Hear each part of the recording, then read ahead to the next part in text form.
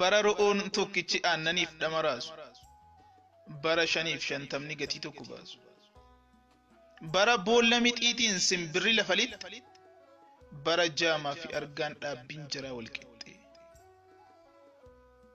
harree irra ta'anii fardaaf gaangee harkisu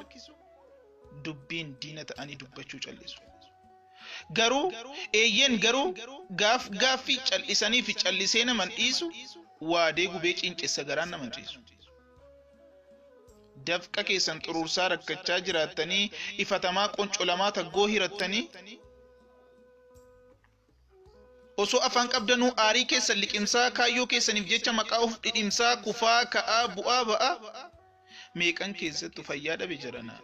garaatu nama daa hin dubbadhu barana meeqatu maatii quubse meeqatu hollaa quubse meeqatu lammii quubse kan amma hidhaatti ofiif beelatti hafe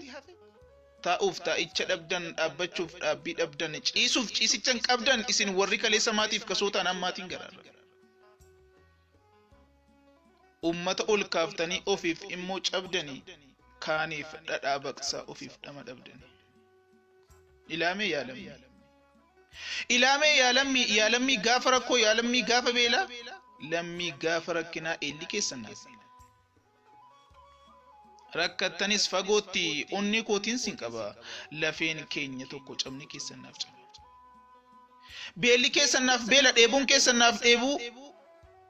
otoo sin gadditanuu dibbee gammachuu reebu hanqinni keessan hanquuna uffisa huqqinni keessan jarana na huqqisa akka waan naman taane akka sanyii bineensaa gaafa dhukkubaaf du'aan harcaatan akka fixeensaa durkaaniif sagalee taatu amma arrabni sin cabe harki keessan rakkataaf qaqqabu amma qaqqabaa dhabe qilleensa tola rabbii qulqulluu dhorkatamaa kan ittiin hargantanu hidhaa keessatti qoomuun argamtanu duraan gaafa rakkinaa sintu nuuf furmaataa sintu nuuf owwaata amma immoo hidhamtanii hidhaa akka mallee sintu achiiwwatu waata beelaaf dheebuun qabu mar'imaan sin gogsee qaba akkamiitu golatti sin dhokse daa'imni xiqqaaf guddaan kan dhiiraaf dubartiin mana hidhaa teessan maalimee kana jedhaa dubbadhaa badii keessan badiin keessan haamileedha haamilee hojiif jecha galaanaaf gammoojjii keessa qaxxaamuree kaayyoof aggaammatu moo humna keessan kan jijjiiramaaf jecha du'ee ka'ee hojjetu ejjannoo jabinaa rakkina ittiin doomsitan of maatii biyya itti ga'oomsitan kana badiin keessan otuu beelaa tanuu beela keessan obsaa osoo hurkitanuu dafqa keessan cobsaa ka ijennaan ka'aa taa ijennaan ta'a danfa keessan ofitti kuttanii darbachaa dadhabdanus kaayyoo keessan sana yaadachaa hojjechuudha kan isin balleessitan jarana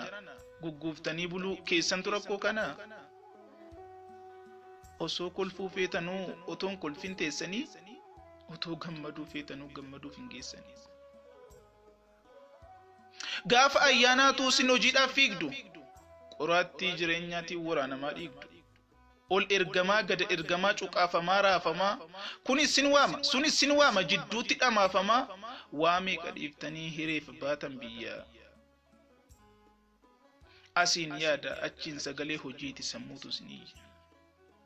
otuu abbaa qabdanuu otuu haadha qabdanuu nama ilmoo koo siniin jedhu dhabdanii obbolaa firaaf ollaa qabaataa buqquu gadi cabdi dachee ormaa keessatti lafeen qircachaa kasooyyuu hin qabdanuu raftanu bibirreechaa otuu gadi hin ciisin utaaltanii kaatu biyyaa ba'uu keessaniifuu manni yaadaa taatu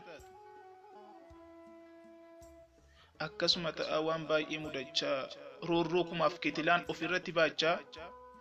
akka waan maashina taatanii boqonnaa tokko malee yoomuu hojiif joortu waan silaa guduunfattan maatii firaaf lammii soortu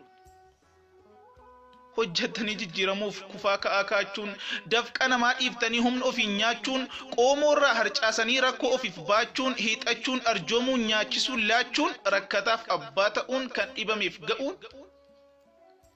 lammiidhaaf ta'uun bu'uura lafee dugdaa kaaniif cooma qaltu keessan biyya ormaatu dafqaaf dhiiga dhuga kan inni badii ta'e hidhaatti isin darbe kan silaa sin kabachiisutu mirga keessan sarbe daa'imni coollagee haadha armi gu'e xiqqaaf guddaan meeqatu harca'ee mee hammamtu du'e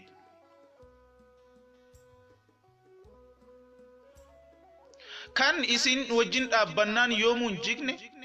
rabbiin sin haqa qabu gooftaa waadaan yaa lammii jechaafuu waanuma jechaa dhabne rabbiin siniif haga'u rabbii haqni biratti abadan hin cabne wallahi umni namaa bubbultus ni cabdi furtuu rabbiin irraatu furmaata caalu qabdi ammaar tamaam